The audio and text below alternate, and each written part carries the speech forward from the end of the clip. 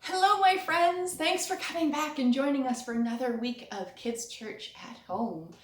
A special shout out to Nikki and Ben and Lily and Charlie and Abigail and Caitlin and Grace. It's really great that you guys join us, and we love hearing back from you. And to all of you who are joining us for the first time, welcome. We hope that you have fun with this little video. This week was Earth Day. I have my Earth here. We celebrated Earth Day this week. What a special, fun, and exciting celebration. We often take the Earth for granted, and it's really good to stop and notice and take notice of the world around us. I wonder if you have been hearing anything new lately, or seeing anything different lately out in nature. With fewer cars and fewer airplanes and time to just be outside instead of rushing to different activities, how has your experience of outside been different? I'd love to hear how you've been experiencing nature differently lately. You know, we often think about God as some supernatural old man in the sky with all kinds of special powers, but in fact, God is the very life force in the universe. God is that amazing energy that takes a seed that is dry and looks dead and turns it into a plant. God is that amazing connection between you and I, between you and your friends, between you and people you can't see right now. That connection that still makes you care for one another, love each other, and remember each other. God is that connection. And God is that nudge inside of you that encourages you to care for people, to care for the earth, to care and to do good around you.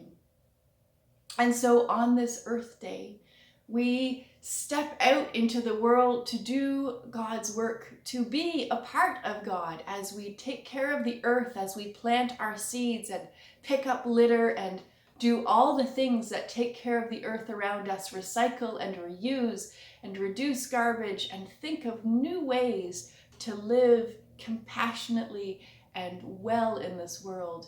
As we do that, we are being a part of God. We are part of God's energy and life force that just keeps on going. It is resilient and amazing.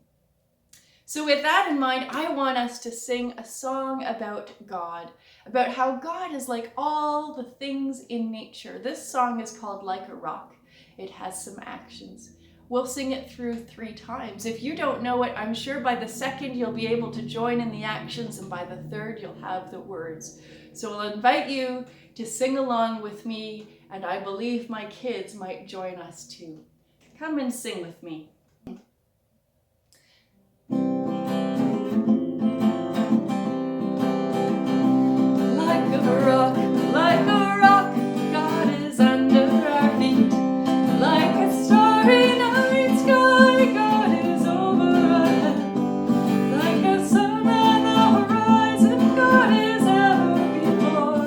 Like a river runs to ocean, our home is in God evermore.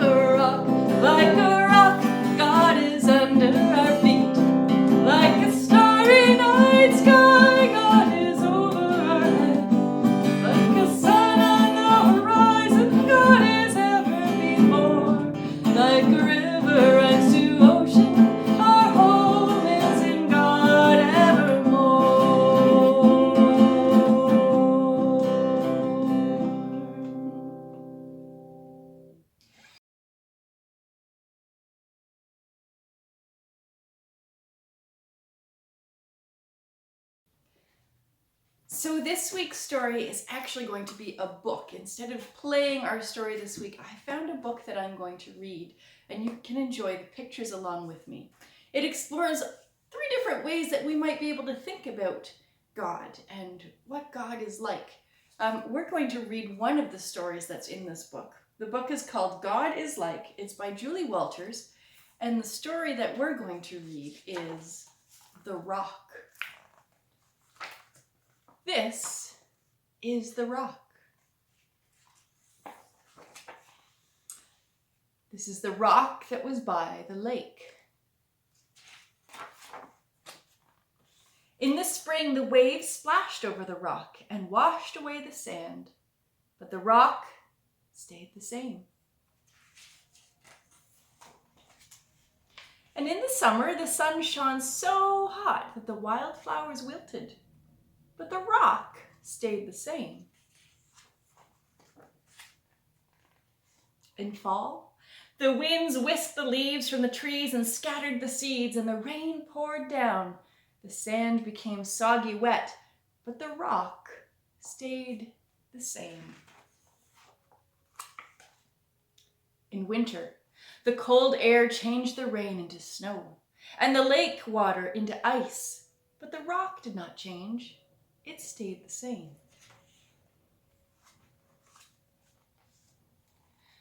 One summer, a boy climbed on the rock. He jumped up and down, he rocked back and forth, but the rock did not wiggle. It did not move. It stayed steadfastly in place.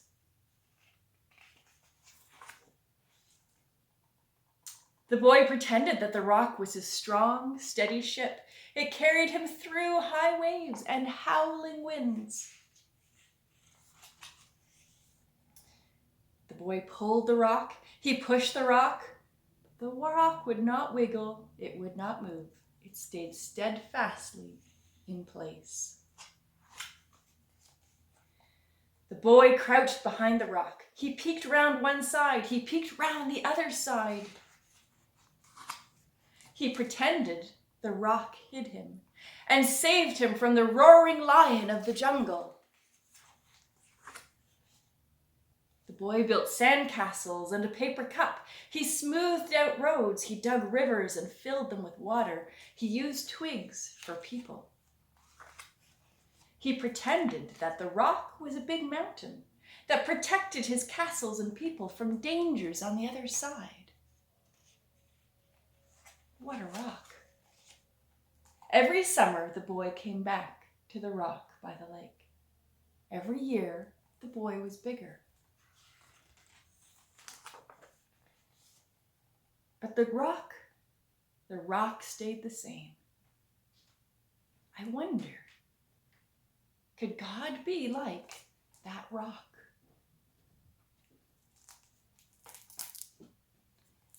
I wonder what God is like for you. God is like so many different things, and we experience God in so many different ways. In this book, God was like the rock for the little boy, but I wonder what God is like for you.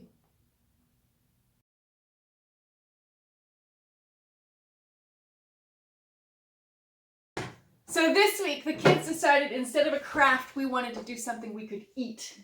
And in celebration of Earth Day, what better snack is there than? Pudding. And? Worms. Worms and dirt. Worms and dirt. Now, tell me, why would we think that dirt is so important? Because it's been long for thousands and thousands and thousands and thousands and thousands. I can't stop saying that, but millions of years. Yeah, dirt is pretty unique to the earth, isn't it? And it's really important for seeds to grow. And over here, I've got some seeds. Now, this is a seed. This is a chestnut that Eli found a few weeks ago and planted, and it's growing really big. And I've got some other seeds. Look at these ones. These ones here are some of my favorite. Do you guys remember what those are? No. Look at that. They are, these are scarlet runners. They're purple and they're speckled and they're really cool. And they grow into long vines with beautiful red flowers, right? And then they turn into great big beans. I've got some other seeds. I have these ones here, and they look really different from the purple ones, don't they? They're smaller, they're round. Do they look familiar? Peas. These are pea seeds. And if you picked up a home kit, you got some pea seeds in your kids' church kit for home. And there's a couple of other seeds here. These ones are nasturtiums. They look a little bit like peas, but they're a lot bumpier, aren't they? Look at those. Those are cool. And they turn into pretty flowers, and you can eat the flowers. They taste peppery. Some people put the flowers in salads, but you know what else they do with them? Before they turn into flowers, when they're like this, they pickle the buds, and that is what capers are. And you guys don't really eat capers, but I do. What are capers? Capers are these little pickled green flower buds. Now here's a see those really different. Can you see those? Those are tiny. These ones are rosemary seeds. They're so tiny. But don't let the size of the seed fool you, because the rosemary bush can still grow to be just as big as these other plants. And all of these, dirt is really, really important. So to celebrate dirt and the life that dirt gives us, or gives to plants, dirt is kind of like the bed that they sit in or lie in, and then they grow from there. We've been growing some plants over here. We have some leeks, and we have a ground cherry, and here I put these peas into a wet paper towel. Do you guys want to pick a seed and put it in a wet paper towel? So you're going to crunch up the paper towel, put it into your pot, and then pick a seed that you're going to put into your pot. And then we're going to make sure that the paper towel stays wet in our pot until the seed begins to grow. And when you have a plant that's maybe about that high, you can take the whole thing, the whole paper towel, and put it outside into a pot with dirt or into the ground, and the paper towel will turn into dirt, and the plants will continue to grow. So you're going to just put, paper towel in, put the seed on top, and there's a glass of water. You can pour some water on top. And over the next couple of weeks, we're going to watch and see how these grow. Some seeds take a couple of days to poke their heads out, and some can take up to 2 weeks to show. So we'll find out whether or not we have fast growing plants or slow growing plants. All right. Thank you for tidying that up, Madeline. That's fantastic. And I think Eli needs one too, because he's leaking a little bit. And then we're going to move all of our stuff aside, because we're going to make worms and dirt to eat. But this is delicious worms and dirt, right? Okay. Not gross. So what do we need for worms and dirt, you two? Ice cream. Ice cream. So traditionally, worms and dirt is made with pudding. And if you picked up a home kit, you've got a pudding cup in your home kit.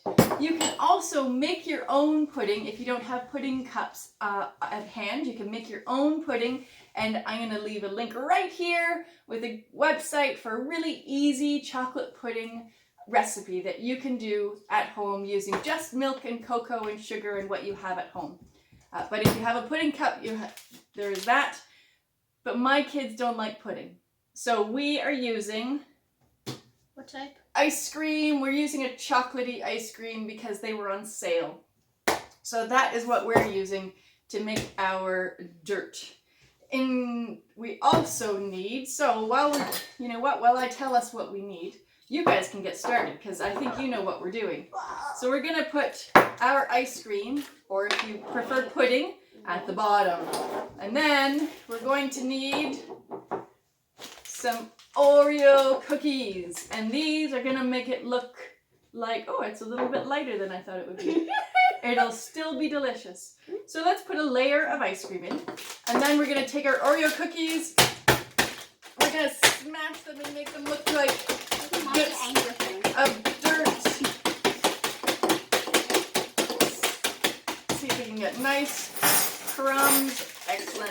Yeah, do a layer. And then, do you know what that makes me think of, Eli? Yeah. Today we were digging in the garden, and when we got down about 4 inches, the color of our dirt changed, didn't it? Mm-hmm. It went from a dark, dark color to almost an orangey color like this. And do you remember why that was? Because it was clay. Because it was clay, and the color of clay is really different. So if you dig in the dirt down deep enough, sometimes you see different layers. So how about we add a layer? I want to smush them. You want to smush them a little bit more? Great. We can add a layer.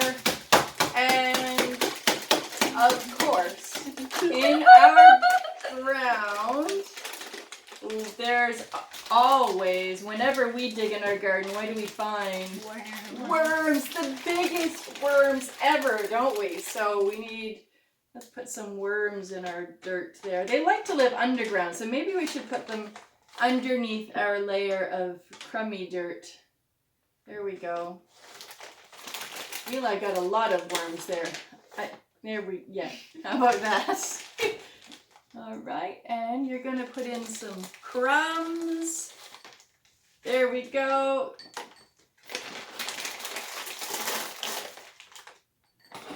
Oh, that looks good. You need to be able to share some of those with your sister because there's one package for 2 of you. So, there we go. Can I put a worm at the top? You could put 1 worm at the top, sure.